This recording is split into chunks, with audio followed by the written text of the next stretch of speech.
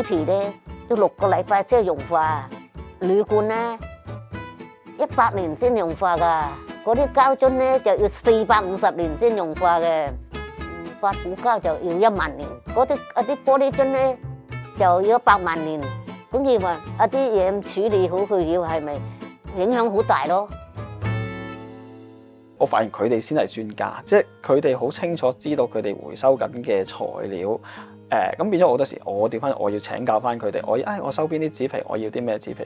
鄧婆婆對唔同廢棄物料需要幾多時間分解嘅熟悉程度，令人嘆為觀止。其實鄧婆婆本身係一名拾荒者，因為家庭經濟困難而需要執紙皮幫補家計。好平嘅啫，4毫紙一斤又有，1公斤又有，多數都少啊，多數都係4毫紙、5毫紙啊，一日執得30蚊到，好好噶啦，執到個飯盒好好噶啦。破黎俊業係社企再生玩具店嘅創辦人，經常需要大量廢紙皮創製具環保教育意義嘅精品。佢決定向鄧婆婆收購。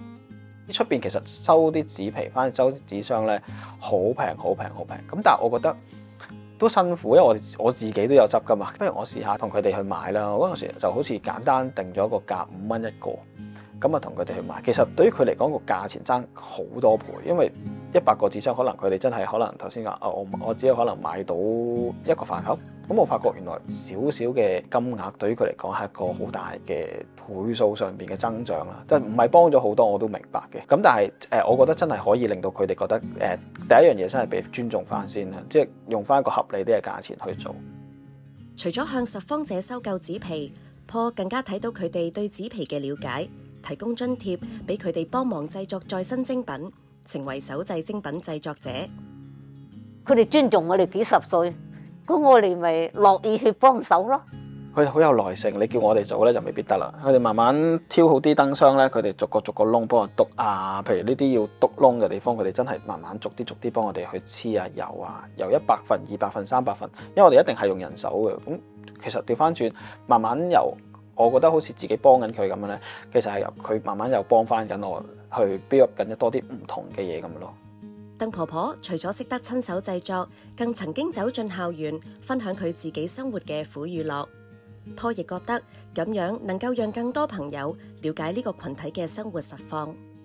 好多間學校咯，我都唔記得咯。中學又有，小學又有，天水圍、屯門啊、粉嶺都去過幾處啦，大埔啊。佢哋都好樂意聽咯，好即係專心咯。俾多啲人，尤其是俾小朋友又好，俾家長又好，或者我哋做教育噶嘛，咁俾學校知道，喂，其實個社會上面仲有啲拾荒者喺度，我哋可以俾佢認識到，將佢哋呢個嘅話題，將佢帶入嚟我哋呢間社企，跟住之後等多啲人認識好靚嘅嘢之餘，其實背後其實有一班人係付出緊。睇嚟平平無奇嘅紙皮，將拾荒者、社企、學生以至對再生玩具有興趣嘅人士連結起來，交流環保信息之餘，更傳遞尊重社會基層嘅理念。當中嘅故事同人情味，就如同各款精美嘅再生精品一樣奇妙，幻化出唔同嘅可能性。今年再生玩具店將參與社聯 S+ 社會創校高峰會暨博覽，Paul希望將紙皮帶來嘅連結，將環保議題延伸到更多唔同界別。當日我相信應該都會有好多唔同嘅商界嘅人去想認識多啲唔同嘅社企啦。咁我哋都想俾多啲商界去認識，咁等佢哋可以係咯揾我哋去設計多啲佢哋自己個人品牌嘅一啲產品咁樣咯。